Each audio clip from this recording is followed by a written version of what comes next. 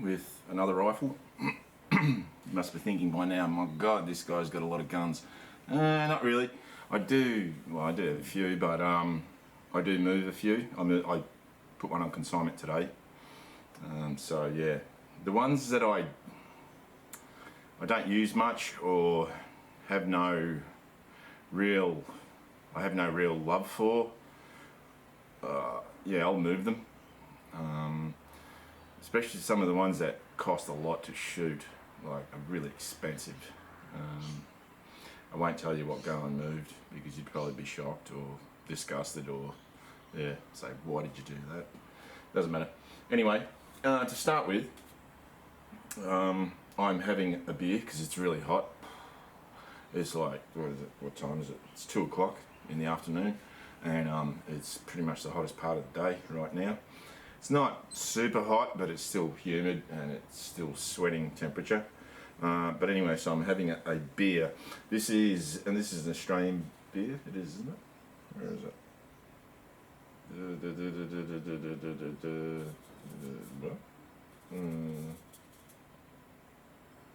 Northern Hemisphere Hop Harvest. Okay, so this is US Pacific Northwest direct by air freight. Alright, so it's an American beer. There you go. Brick Lane Avalanche Hazy IPA, and it's 6.7%. Ooh, yeah, kicks a punch. It is really, really hazy. It looks like it's got, yeah, because it tastes like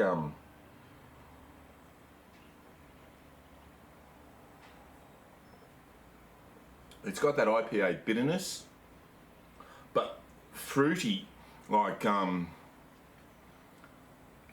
it tastes like it's got passion fruit in it. So I don't know.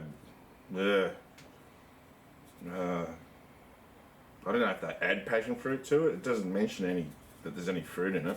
But this is really, really fruity. Probably the fruitiest pale ale I've ever tasted. Really fruity. And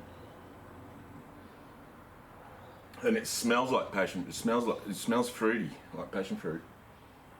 So, and Northern Hemisphere, as far as I know, doesn't grow passion fruit. Well, maybe in Florida or somewhere like that. That's the fruitiest IPA. One of the fruitiest, with the exception of Lambic, of course. Yeah, outstanding. Should try it. If you're in the United States, you'll probably find it easy to get it. So try it. Now, on with the gun review. It's not really a review. Not yet, anyway. Because I just got it. I took off this morning, rang buddy up who sold me the gun, said, are you home? Because I'm home, because I've been away working for 2 weeks, and my permit to acquire was in the letterbox, and I said, hey, can I come and get it? And he said, yep, come over. So I've just gotten it. So, without further ado, you know how I said, on with the gun review? Well, no, I'm going to give you a history lesson first because this is quite a unique firearm.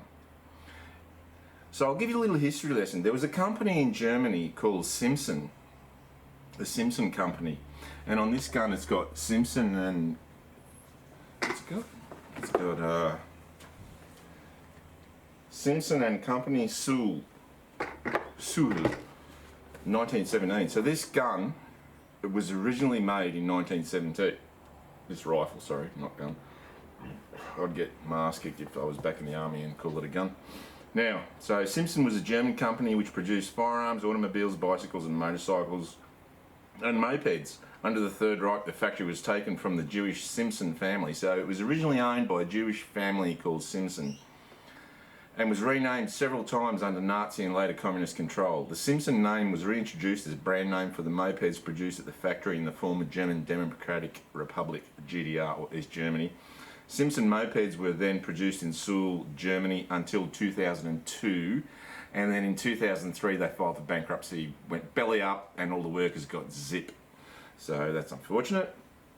Anyway, so the story starts. In 1854, the brothers Loeb and Moses Simpson bought 1/3 of a steel hammer works in Sul, Germany. The production of carbon steel began and the first Simpson and Company was formed in 1856. The factory produced guns and gun barrels in the years following. In 1871, the first steam engine, and bicycles. In 1896, automobiles. And in 1907, the Simpson Supra racing car, it says, is famous. I never heard of it, so there you go. In World War I, Simpson produced Mauser Gewehr 98 rifles for the German army. And this, from that photo that you see at the start of the video, it says GEW 98. So this was originally a Gewehr 98 long rifle, made in 1917. Now, what else does it have to say? Blah, blah, blah, blah, blah. In the aftermath of the First World War, the Treaty of Versailles recognised Reichswehr was allowed to buy new handguns from only one company so as to limit the ability of the German arms industry to recover. Larger manufacturers such as DWM were passed over in favour of Simpson precisely because of its lower production capacity. And as such, Simpson was the sole producer of military contract Luger pistols from 1925 to 1934. Simpson made about 12,000 Lugers in this period. Simpson was also responsible for repairing and refurbishing resisting firearms of the Reichswehr, though DWM was employed in that capacity as well, in contravention of the Treaty of Versailles. In addition to Lugers, Simpson also repaired and refurbished Gewehr 98 and Carabiner 98B rifles, MG 08 machine guns and MP18 machine guns. In the 1920s, Simpson also produced the 25 ACB Westentaschen pistol. Westentaschen pistol. Pistolen. Oh, man, I tell you what, the Germans, they got some long words. Not as bad as others, but yeah. Let's see. Oh, vest pocket pistol, that's what it means. Vest, yeah, okay. For commercial sale until 1989, this was Simpson's only venture into commercial handgun production. These pistols were available in two almost identical models. Alright, so they built cars from 1914 to 15 and from 19 to 1934.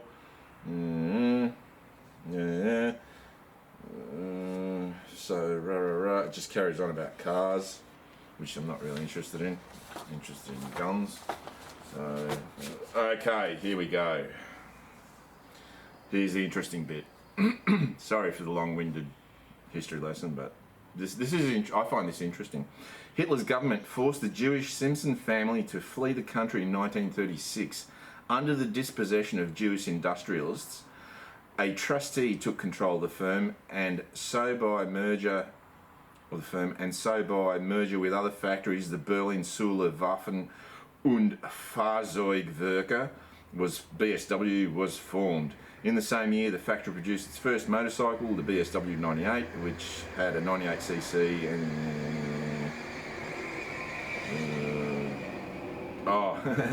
this is interesting. Critics of the Nazi government suggested a different meaning for the BSW initials. Bis Simpson Wiederkommt, which means in German means until Simpson returns. Well, yeah, I don't know what it was. After the Simpson, wow, that's bright.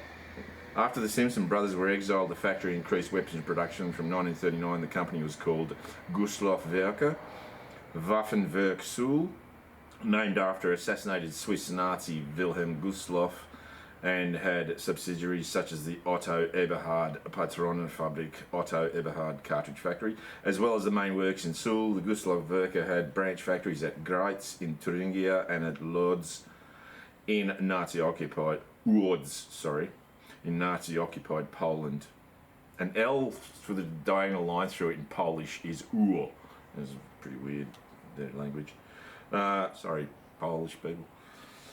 Gustloff-Werke produced products included 7.92mm caliber Panzerbusch 39 anti-tank rifles, 7.92mm caliber MG42 machine guns, gun carriages for the Flak 38 20mm, and by 1946, by the order of the Soviet Military Administration in Germany, the manufacturing plant was partially dismantled and transported to the Soviet Union as part of the Soviet reparations program for the damage inflicted on the USSR by Germany in the Second World War.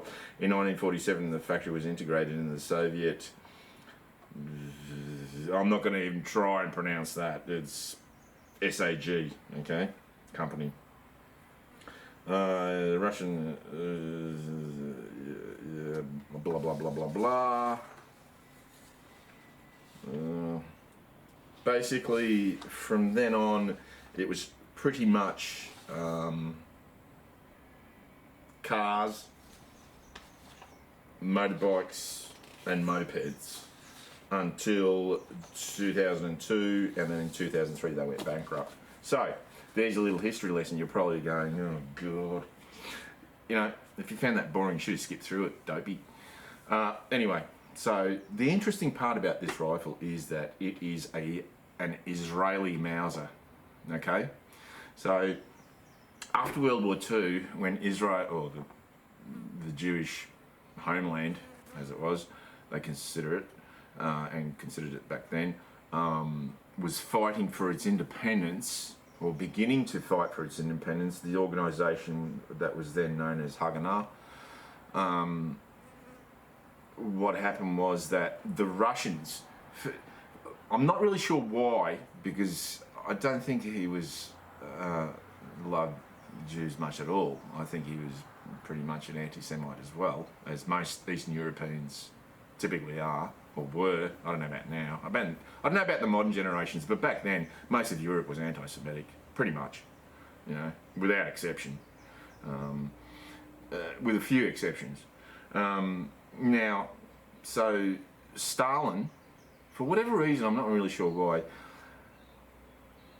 after the fall of the German Reich, and the subsequent surrender of, you know, hundreds of thousands of German soldiers, especially in the east, Russia got a hold of a lot of captured rifles and gave them, in about 1946 or something like that, he gave them, I think, thousands upon thousands of them, shipped them to Israel, what is today Israel. Back then it was Palestine, British-controlled Palestine. Now, so that's an interesting thing on its own. But in 1917, this rifle was made. Okay, started off life as a long Gewehr 98 in World War. So it probably saw service in World War One. If that story alone, if it could speak, there'd probably be a lot it could say, interesting things it could say. But then, in 1935, when the Nazi government, or the German government, decided to standardise from Gewehr 98s, Kar 98Bs, they decided to standardise to a rifle called the Kar 98K, which is the Kar 98 Kurz, or short. Even though it's called a short rifle as compared to the Gewehr 98, which is a long rifle. Even though it's not a carb. Well, back then it was a carbine. These days you would just consider it, you know, just normal length. So, made in 1917, served as a Gewehr 98 long rifle. In 1935, it gets cut down to be a Kar 98K. So it served in World War One. It would have served in World War Two, I'm assuming, and then, come the surrender of the Nazis, it gets snapped up by the Russians, captured by the Russians, and then shipped to Israel. So you had a Jewish family company, gun, that served the German army, and there was a lot of you know, Jewish people who fought for Germany in World War One. So who knows who had this rifle? So it fought in World War One. It was converted to a Kar 98K in World War Two, probably served there, and then it ended up in Palestine to be used by the Jewish forces in their fight for independence. So it's a bit of irony there that the Jewish family, pardon me, I just burped, the Jewish family company, they got kicked out of Germany, their company taken them off them by the Nazis, and then the rifle ends up in Israel fighting for the independence of Israel, for the Israeli state. So that's quite interesting. And it did serve until... So subsequently what happened, if you'll see from the photos, it's got big 7.62, it's got big 7.62 stamped into the front ring. and they usually have a 7.62 branded into the bottom of the stock, but this one, it looks like a pretty crude sort of carving, and that was so that when it was sitting in the rack, they could tell straight away that it had been converted to 7.62 and not try to stick a 8mm Mauser round into it. So what had happened is that in the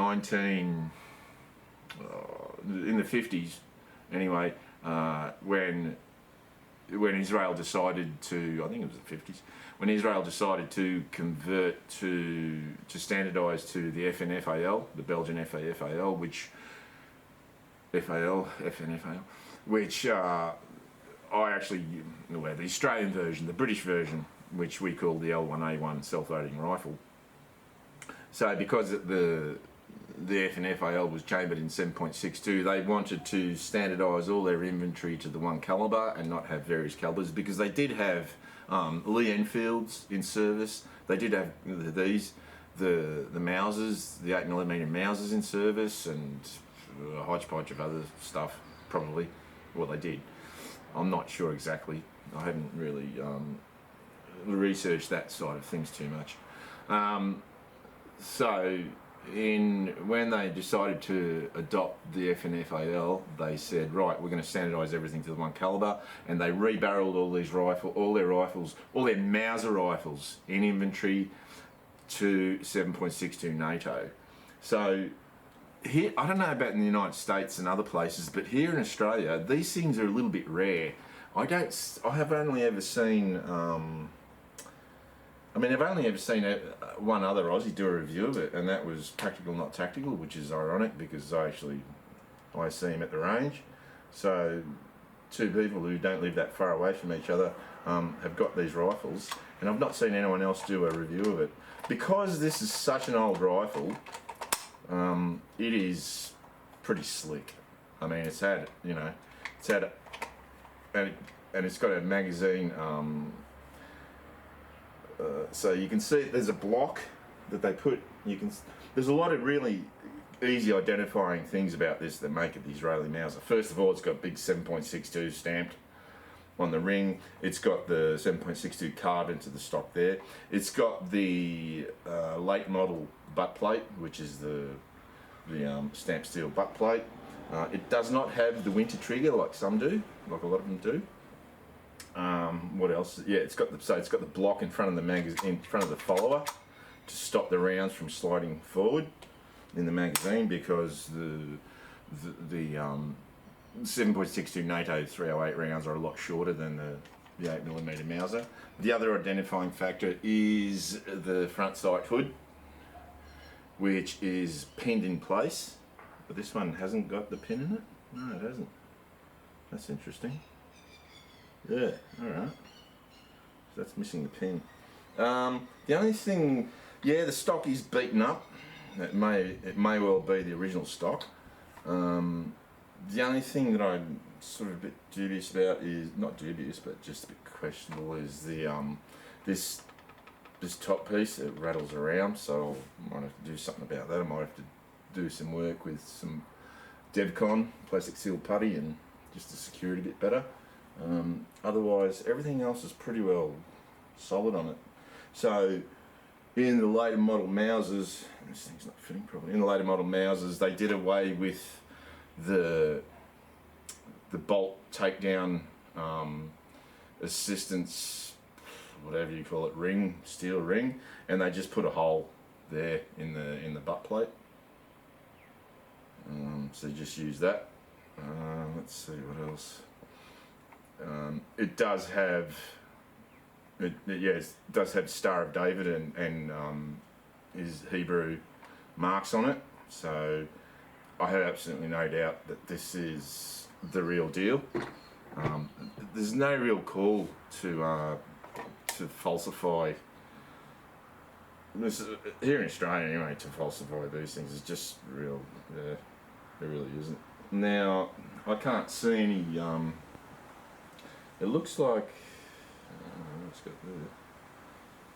So I don't know what's happened here. Someone's ground off. The handle has been ground, and someone has actually ground off the number. Why you would do that, I have no idea. But typically none of the numbers match on these things, because what they did was, when they refurbished them, take these stupid things off, when they refurbished them, they just took the bolt out, threw it in a box of bolts, barreled action, put that in a box, stocks, put that in a box, trigger guards and magazines, put them in a box, and all the bits of accoutrements they just put in separate boxes, and then they went and put them together after they rebarreled the actions. That's my understanding. Might be wrong, but yeah. Now, do any numbers match? 795. Yeah, none of the numbers will match, because this is none of the numbers will match. Yeah, guaranteed. But this rifle is a super smooth. Yeah, it's really butter smooth. It's beautiful. So this is the first Mauser, military Mauser, that I've ever owned. Over the years, I've owned a lot of commercially made Mausers, 98 clones, and literally 98s, but not an actual wartime military rifle Mauser. So let me test the trigger. So it's 2-stage, sort of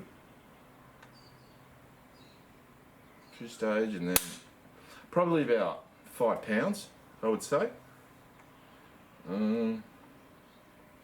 Yeah, I'd say it's about 5 pounds. Now these things have got, yeah, I actually tried, when I was at his place having a look at it, I actually tried to take, or we tried to take the bottom metal off. It didn't want to come off, so, because I do want to, I do want to sort of strip it and just see how much rust there is or isn't. Although it looks pretty rust free, so I'm pretty impressed. Now I did have a look down the barrel, obviously, before I bought it when I was at his place. But let me just have a, because typically these things would change rebarreled so late that that they didn't really see that much service. Some of them did actually see service. But because once they were rebarreled, though, in 7.62, they were pretty much issued to realign troops. That looks pretty good. That looks good. It certainly looks a lot better than a lot of the other military rifles I've seen. It doesn't look as good as the K11, the Schmidt Rubin K11. But so that trigger is sort of spongy, that first stage take up, and there's a lot of it, and then it breaks. I won't say it's super crisp, but it's certainly a lot better than the Lee Enfield trigger. That thing's abominable. Does that number match? So there's a 47869326. Nah, nothing matches.